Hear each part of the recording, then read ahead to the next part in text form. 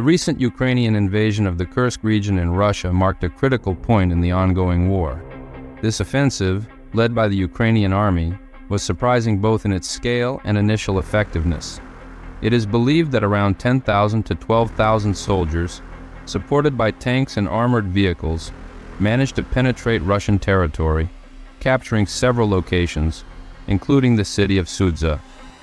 This number is higher than the 1,000 soldiers initially reported by the Russian Ministry of Defense. Ukrainian forces encountered little resistance as they advanced, quickly defeating the few hundred Russian border guards and inflicting heavy casualties. However, Ukrainian troops also suffered losses with dozens of vehicles destroyed, mainly due to Russian air intervention, including combat helicopters and hidden munitions. Meanwhile, Ukrainian incursions are also advancing in the Belgorod region, a city in western Russia near the Ukrainian border, with additional support from Georgian volunteers. The decision by the Ukrainian General Staff to invade Russian territory, the first since 1941, surprised not only the Russians, but also Ukraine's closest allies. The tactical success of the operation is undeniable. The lightning attack was carried out in a vulnerable and poorly protected sector of the Russian border, in coordination with massive drone strikes in the Kursk region. Significant electronic warfare resources were mobilized to neutralize Russian drone capabilities, while a robust air defense system, including 2 Patriot batteries, was implemented to protect the advancing troops. The attack was not just an isolated incursion, but part of a larger Ukrainian strategy to bring the war to the heart of Russia, destabilizing Moscow's control over its own borders. Although the Russian government claimed to have repelled the attacks, reports from Russian military bloggers suggest that Ukrainian forces still hold positions within the region, with reinforcements being mobilized for potential future advances. Moreover, the success of these Ukrainian operations demonstrates Ukraine's ability to conduct effective military operations on enemy territory. However, it also increases pressure on Vladimir Putin, who faces growing criticism both internally and externally for his management of the war and the inability to protect Russian territory from such incursions. If the war continues at this pace, with Ukraine advancing deeper into Russian territory, the consequences for global stability could be severe, including increased nuclear tensions and the possibility of a prolonged war affecting all of Europe and other regions. The Ukrainian offensive in Kursk has intensified a conflict that had already profoundly transformed international relations and global geopolitics. To understand the future of the war, it is crucial to revisit its beginning and analyze the historical, political, and strategic context that fueled the conflict. The war between Russia and Ukraine has its roots in the Maidan Revolution in late 2013, which resulted in the ousting of pro-Russian Ukrainian President Viktor Yanukovych. Russia, under Vladimir Putin's leadership, responded by annexing Crimea and supporting pro-Russian separatists in the Donetsk and Luhansk regions of eastern Ukraine. What initially appeared as a civil war quickly escalated into a confrontation between Ukraine, supported by the West, and Russia. In the subsequent political landscape, Ukraine underwent significant changes. In 2019, Volodymyr Zelensky was elected president of Ukraine. Zelensky, a former comedian and television producer, gained fame in Ukraine as the star of a TV series called Servant of the People, where he played a history teacher who becomes president. His presidential campaign, based on promises of reforms and fighting corruption, strongly resonated with voters dissatisfied with the established political class. Before his election, Zelensky had founded a political party named after the series, Servant of the People, and quickly gained popularity for his anti-corruption rhetoric and commitment to political change. After his victory, he sought to implement reforms to modernize governance and strengthen Ukraine's position against Russian aggression. His government faced the challenge of dealing with the ongoing conflict in the east of the country while seeking international support and trying to stabilize the Ukrainian economy and political system. In February 2022, Russia launched a large-scale invasion of Ukraine, aiming to capture the capital, Kyiv, and overthrow President Volodymyr Zelensky's government. Putin's justification for the invasion included claims that Ukraine was becoming a threat to Russia by approaching NATO and the West. Additionally, Putin invoked the protection of ethnic Russians and Russian speakers in Ukraine as a pretext for the aggression. However, many analysts believe that Putin's true motivation was rooted in an imperialistic vision of restoring Russian influence over territories that once belonged to the Soviet Union. But with all its military power, why did Russia fail to quickly defeat Ukraine at the start of the war? Russia underestimated Ukraine's defensive capabilities and the determination of the Ukrainian people to fight. A rapid surrender was expected, especially in the capital Kyiv, but this did not happen. Initial expectations of a quick victory were based on the perception that Ukraine would quickly yield to a superior military force. However, this perception did not account for Ukrainian patriotism and the adaptability of the country's armed forces. The Russian invasion suffered from logistical problems such as inadequate supplies, communication difficulties, and maintaining supply lines, which hampered military operations. Russian intelligence appeared to fail in accurately assessing the political and military terrain in Ukraine, leading to poorly conceived tactics and an underestimation of international consequences. Ukraine received significant military and economic support from Western countries, including the supply of weapons, equipment, and financial assistance. This support helped the country resist and counterattack more effectively. As the conflict drags on, the consequences become increasingly severe for the global order. The war has caused a humanitarian crisis in Ukraine, with millions of refugees and thousands of deaths. The widely condemned attack has led to a series of economic and political sanctions against Russia, aimed at pressuring the Russian government to reconsider its actions and seek a peaceful resolution to the conflict. These sanctions reflect the gravity of the situation and the determination of Western countries to punish the aggression. The restrictions are not limited to a single sector, but deeply affect several crucial areas of the Russian economy. Russian financial institutions have been excluded from the SWIFT payment system, a severe blow that limits their ability to conduct international transactions. Additionally, many assets of prominent Russian figures and entities have been frozen, preventing access to important financial resources outside the country. The sanctions, though initially intended to weaken the economy, have had mixed effects. Instead of collapsing, the Russian economy has adapted and, in some aspects, even grown, particularly due to high energy prices and the search for new markets such as China and India to replace Western ones. The Russian government has also taken other measures to mitigate the impact of sanctions, such as strengthening its currency, the ruble, and encouraging import substitution, boosting domestic production.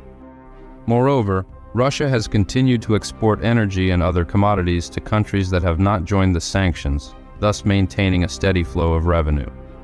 However, it is important to note that while the Russian economy has not collapsed, growth is uneven and faces challenges such as technological restrictions, reliance on limited markets, and increasing difficulty accessing high-tech goods needed for strategic sectors.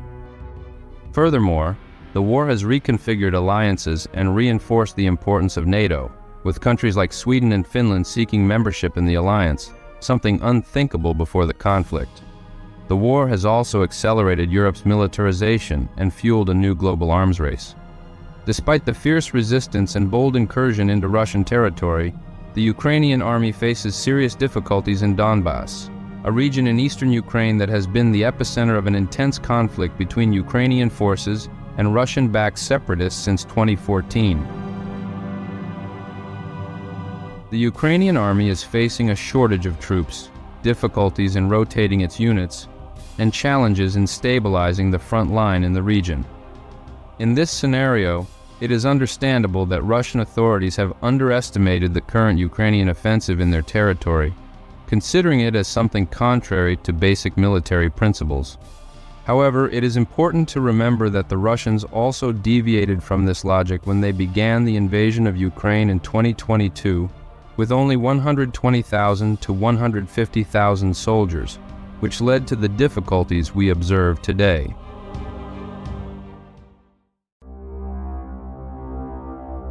To conduct its offensive, the Ukrainian General Staff had to withdraw valuable units and equipment from the already scarce front line in Donbass. This deliberate decision to further weaken an already vulnerable front line is extremely risky. Now Ukraine finds itself forced to defend a front that stretches over more than 62 miles, 100 kilometers, which requires more men, equipment, and ammunition, resources it is already severely lacking. With likely fewer than 20,000 soldiers involved in the operation, the Ukrainian army faces the challenge of advancing without diluting its forces unless it receives significant reinforcements, which are not anticipated. The larger the territory to be defended, the more troops are needed to maintain an effective defense. Thus, it seems that the Ukrainian advance reached its maximum extent around August 12th to 13th, distant from the city of Kursk and its nuclear center. From this point, the Ukrainian army will have to face Russian reinforcements and intense air and artillery bombardments. Without fortified positions or adequate entrenchments, the situation may become very difficult. This could end up costing Ukrainians more than Russians in terms of human and material losses. Experts differ on the future prospects of the conflict. Some believe that the war may drag on for years, with Russia and Ukraine unable to achieve a decisive victory. Others fear that the conflict could escalate with the possibility of a direct confrontation between Russia and NATO. The Ukrainian invasion of Kursk demonstrates Kyiv's ability to bring the war into Russian territory, which could dramatically change the dynamics of the conflict. If Ukraine can continue advancing into Russian territory, pressure on Putin will increase, potentially leading Russia to consider even more extreme options, including the use of tactical nuclear weapons. In this scenario, there is also the possibility that Putin may retreat and seek peace negotiations. If the Ukrainian offensive continues to cause significant losses and increase pressure on Russian forces, this could force the Kremlin to face an unsustainable military situation. Growing internal and external pressure, combined with economic and political consequences, could push Putin to consider a negotiated solution to avoid further damage. Additionally, the use of tactical nuclear weapons, while an extreme option, could trigger massive international condemnation and further isolate Russia. The prospect of global isolation and severe sanctions could intensify pressure on Putin to negotiate, making the pursuit of a peaceful solution a viable alternative to avoid a more devastating scenario. Russia has also faced significant wear and tear on its military resources due to the prolonged war, such as substantial losses of equipment, munitions, and personnel, which has created difficulties in maintaining operational capability and military effectiveness. To address the problem, the Russian military has attempted to compensate for losses through additional recruitment and mobilization. However, forced recruitment and difficulties in integrating new troops may affect the morale and effectiveness of the units. The war between Russia and Ukraine is undoubtedly one of the most significant conflicts of the 21st century, with repercussions extending far beyond the borders of the two countries involved. The invasion of Kursk and other Ukrainian advances show that the conflict is far from resolved and that the future is uncertain. As the world watches, the decisions made in the coming months could shape the global landscape for decades. When Russia launched the invasion in February 2022, many political leaders in similar situations would have sought refuge in safe places away from the front lines of the conflict. However, Volodymyr Zelensky made a radically different choice. Since the beginning of the invasion, Zelensky has remained in Kyiv, the capital of Ukraine, and has become a constant presence for his people. His decision to stay in the country and lead amid danger not only demonstrated a commitment to his nation, but also served as a symbol of resistance and determination. Zelensky used his position to mobilize national and international support, appealing to the global community for assistance and sanctioning measures against Russian aggression. His continued presence in Kyiv not only boosted Ukrainian morale during an extreme challenge, but also helped unite the country around a common cause. The fact that he faced the personal risk of a direct attack to maintain his leadership under pressure demonstrates exceptional courage. In addition to his role as a leader, Zelensky has also been a central figure in communicating Ukraine's situation to the world. He has used his platform to highlight the brutality of the Russian invasion and mobilize international support, helping to secure military, economic, and humanitarian assistance for Ukraine. His courage and commitment to not taking refuge during the Russian invasion reinforce the image of a leader willing to face extreme adversities alongside his people, exemplifying the kind of leadership that can inspire and unite a nation in times of crisis. And you, what did you think of this video? Leave your opinion in the comments. If you liked it, don't forget to leave a like and subscribe to our channel for free, activating the bell for all notifications. Until the next video.